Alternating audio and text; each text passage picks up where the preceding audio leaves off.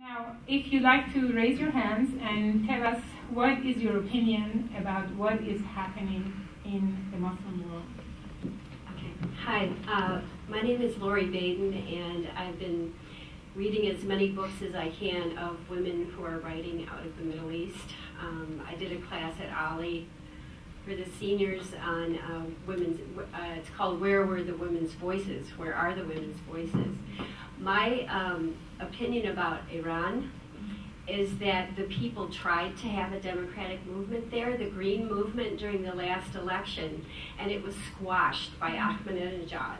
And so, you know, the people were protesting. They did not believe that he was truly elected by a majority. And it's only, I think, because it's because of the military and Ahmadinejad's forces are strong enough right now to hold that movement down, but I don't think it's over yet. That's my opinion. Okay. I am disconnected in a way with many things in Iran, but from what I understand, that there's another voice, there's another side. That people are absolutely okay with the process, with the election, with the government. So I appreciate your concern, and we just have to realize there's another side. Hi, my name's Rachel. Well, what I wanted to mention is I feel like I go out of my way to try and stay informed about these issues, and like I even took a religion class to teach myself about Islam, just so like to break down misconceptions that I myself was holding that I didn't even know that I had, just through all of the misinformation that is put in the media. And a lot of the misinformation is so scary, and it seems like there's not enough people out there actively debunking all of this sort of very demonizing, terrifying misinformation that's out there. So I just wanted to kind of like bring that up, that there's a lot of people who are harboring some very dangerous misconceptions about what's going on right now. Thank you very much for sharing that. It is this kind of a comment and this kind of ideas that is put in people's head that makes people like me to try. I mean, I am 63 years old. I was 56 when I went back to school. I have no other reason. I did not want to make a profession out of it. No other reason than having a voice that is effective. And I'm still a student, by the way. I have a long ways to go to be really effective, but I am doing my best. Fighting with this Islamophobia, you know, the media is very powerful. Why did I go to mass media? Why did I go to, I mean, I was editor-in-chief for one of the largest Islamic websites in Cairo. Everything that is related to media is effective. So depending the brain that is behind the media, whatever the message is, whether it's correct or not, if they use proper tool, that message goes in people's mind and they start believing in it. And I think now the whole world is seeing that the Muslim countries, the dictatorship is collapsing because they have oppressed their people for so long. Why they have oppressed their people? Because if they have a sound, if they have a voice, it may be a threat to the government, or maybe whatever other Western forces that are encouraging them to put the clamp on the people. They have clamping on their people for decades, and it just doesn't work anymore. It has come loose. Well, I'm really just struck by two things. One, I think what it really comes down to is revolutions can't happen unless the economy is bad. I think the world recession is putting stress on these regimes, and that's one thing. But then I think the inspirational thing is that we see there's a huge demographic bulge of young people in the Middle East, which often is a signal for war and terrorism. But in this case, we're seeing those impulses, those yearnings to, you know, mass unemployment rather than being turned into violence and terrorism has now shifted, and young people have it, you know, now the role model for young people isn't Osama bin Laden and the jihadists. The role model is going to be the Egyptian protesters. I think that's huge, because it's a paradigm shift of, yeah, we're unhappy, but we don't have to blow ourselves up. We can go out and say things. And I think that's just what I'm really amazed about. So. Thank you for sharing that. I'd just like to make a comment on that. That terrorism, there was no such thing as terrorism in Islam. We have to really, really think and see how it was cultivated. how was terrorism cultivated? You take a look and see what has happened to Muslim world, how they have been occupied, the wars that have been imposed on people. Imagine somebody comes to your house and basically shoots your mother and father and your wife and puts you out across the street and puts you in a tent and this is where you live and everything. No matter how dignified you are as a human being and how calm you are, how peaceful you are, some anger is going to come in your entire being.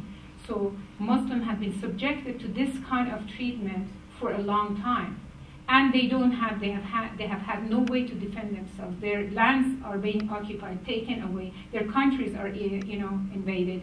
Wars is imposed upon them. And in the meantime, they're not allowed to have any weapons to defend themselves because their governments are basically allies of the United States. So how do they defend themselves? They have nothing else to do, which is not justified in Islam. They put whatever they can on themselves, blow themselves up and a few other people, which is definitely not effective. It is against Islam. Prophet Muhammad said, in any war, you cannot kill women, children, elderly, religious people of different kinds, and civilians.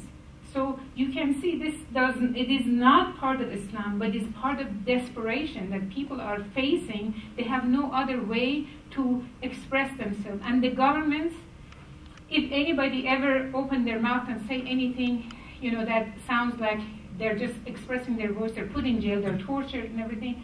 So the suicide bombing and all this violence that you see in Islamic world is basically a sign of frustration, and it's not part of Islam. So I hope this helps. First of all, I'm really happy to see what's happened in Egypt. I think it's wonderful, those very brave people. What I would sure not want to see in Egypt is any church to take over the government. I don't care if it was the Catholic Church, the Jewish, people, or the Catholics or whatever, because they don't seem to run countries very well. These churches become despotic, just like the regime they take over. And pretty soon they are telling people what to do, what to dress, etc.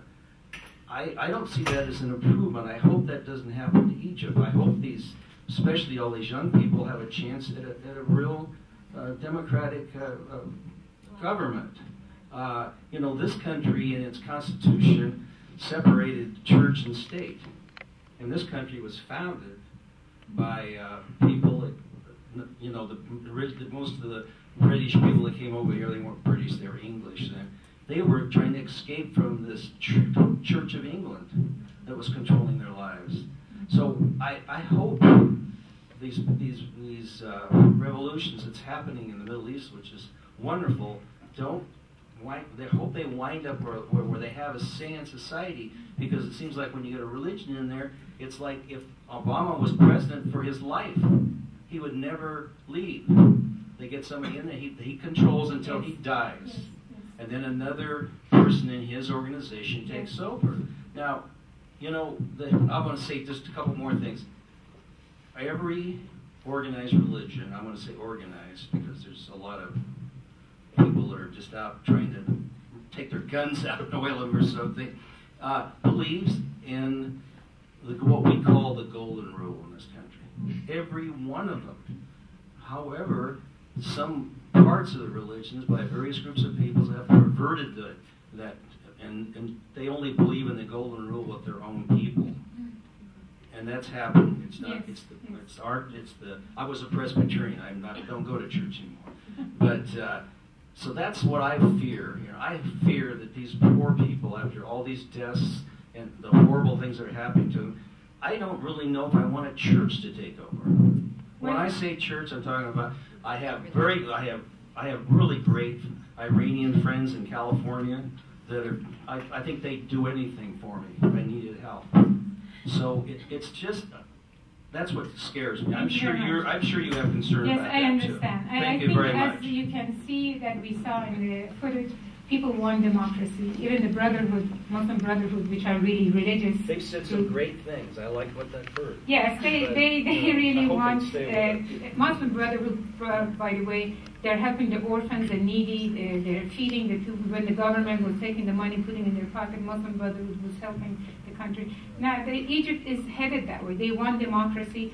And at the same time, they want freedom to practice their religion. Do you know that while I was there, every mosque, before any mosque was open, people could go day in and day out. They could even sleep there at night. They could worship anytime they wanted to. With the 30-year emergency law in Egypt, people could go to the mosque, pray, come out, the door is shut, and if it happens that a man had beard like the nice brother there, sitting there, if you have a beard like that, you go in the mosque 2 or 3 times, the police come and round you up, they take you to the jail, they torture you, make sure, you either cut your, I mean, you had no freedom. If you have 4 people, more than 4 people get together, they have to have government permit. You cannot have a get together there to have any kind of a lecture or talk, or you would be put in jail. I didn't care about this. Every week I had a gathering, I had all these women get together, we sat and talked about anything and, about Islam, anything we wanted to do. They said, well, you're going to be in trouble. Number 1, you're Iranian, Egypt is Iran. Number 2, you're an expat. I said, I don't really care. I continued, but people live in fear. So they want freedom, they want democracy. At the same time, they want to be free to practice their religion. Same with Christians. Christians and Muslims had no problem with each other, and now you can see they're like this with each other because they don't have that fear of the government anymore. Hopefully your dream will come true.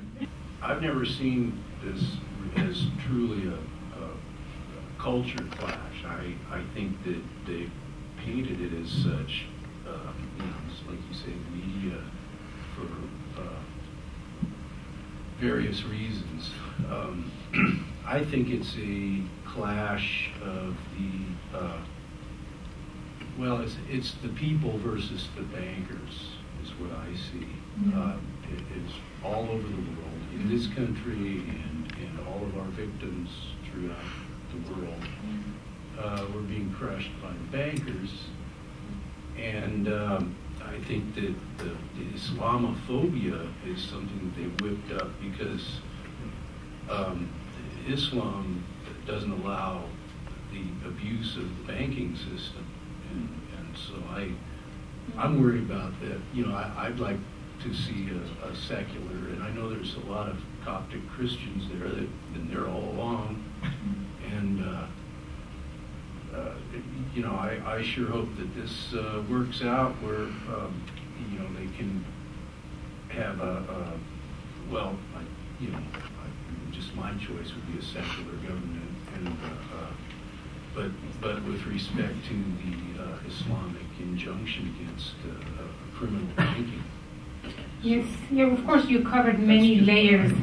For those of you who have in-depth research about the banking and how the money market is actually governing the world and the politics, there's a lot of evil behind it, although there could be a lot of good that could come out of it. But unfortunately, wars are created, people are slaughtered, people are massacred, all of it. When you go really to the root of it, the money is involved, the capitalism is involved. So we're hoping that some of this will change. There's still some powers out there that are at work, and they're a lot more powerful than you and I and the rest of the people and our voices. All we can do is hope and actually take a step that we can ourselves. What can I do to make a difference? I always tell people, if you can take one step in order to bring the world one step closer to peace, your community, your family, yourself, one step closer to peace, take that step.